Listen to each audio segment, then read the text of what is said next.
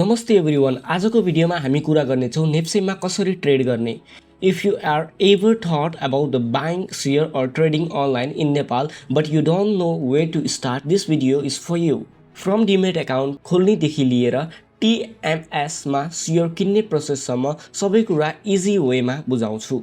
पहिला बुझौँ नेप्से एक्चुअली के हो।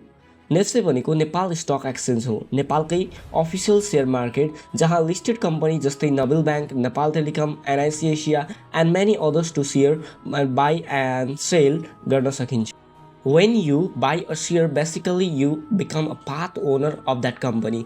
सेयरको प्राइस डेली चेन्ज हुन्छ based on demand supply.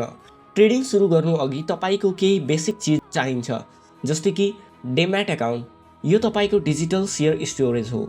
CRN number तपाईँको ब्याङ्कबाट मिल्छ, यो एकाउन्ट लिङ्क गर्छ।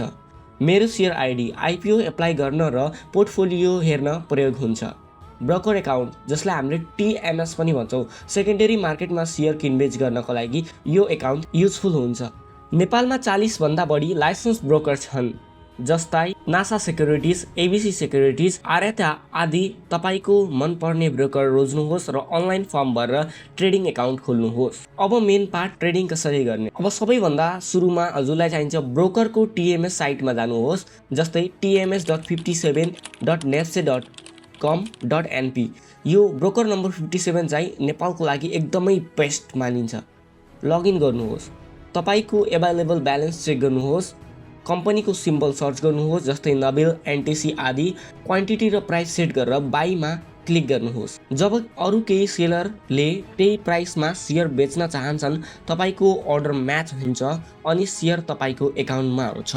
यही प्रोसेसलाई नि हामी भन्छौँ नेप्से ट्रेडिङ। यदि यो भिडियो हजुरहरूलाई युजफुल भयो भने लाइक, कमेन्ट, सेयर गर्न नबिर्सिनुहोला। धन्यवाद।